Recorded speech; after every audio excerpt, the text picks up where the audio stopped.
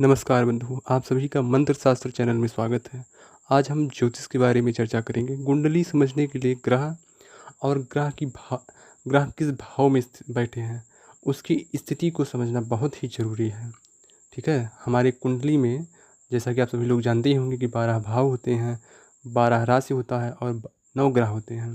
तो हम शुरुआत ग्रहों से करते हैं। तो हम पहले एक ग्रह को लेते हैं सूर्य, जिसे हम आत्म कारक मानते हैं। सूर्य कुंडली का राजा माना जाता है। यदि जातक की कुंडली के पहले या नवम भाव में सूर्यदेव बैठे हों तो सूर्यदेव सदैव ही शुभ फल देते हैं। सूर्यदेव हमारे आत्मकारक माने जाते हैं और वे हमें आत्मबल देते हैं। वहीं पर गुरु यदि कुंडली के दूसरे या पंचम भाव में बैठ जाए तो हमेशा शुभ फल देते हैं।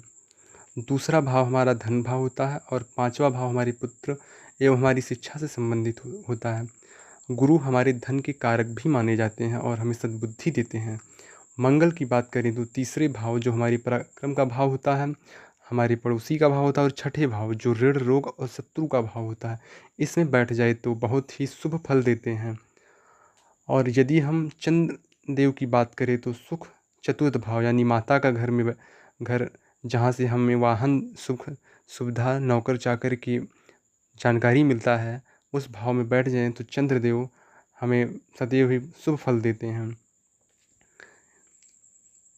यदि हम शुक्र की बात करें तो दैत्य गुरु शुक्र जो कि लग्जरी के कारक होते हैं, विवाह के घर में यानी सप्तम भाव में बैठे तो सदैव ही शुभ फल देते हैं। सप्तम भाव हमारा व्यापार से जो हमारा साझेदारी होता है उसको भी देखा जाता है।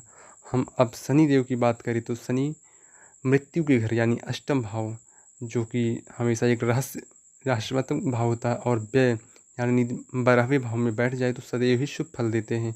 यहाँ पर शनिदेव योगकारी माने जाते हैं और राजयोग के कारक भी होते हैं। अब हम बुध के बारे में देखते हैं।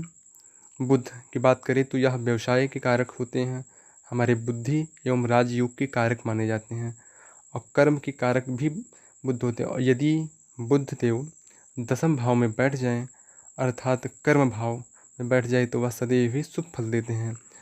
और 11वां भाव लाभ का भाव होता है। ऐसा भाव यह एक ऐसा भाव जहाँ पर अधिकतर सभी ग्रह हर राशि में हमेशा ही अच्छा फल देते हैं।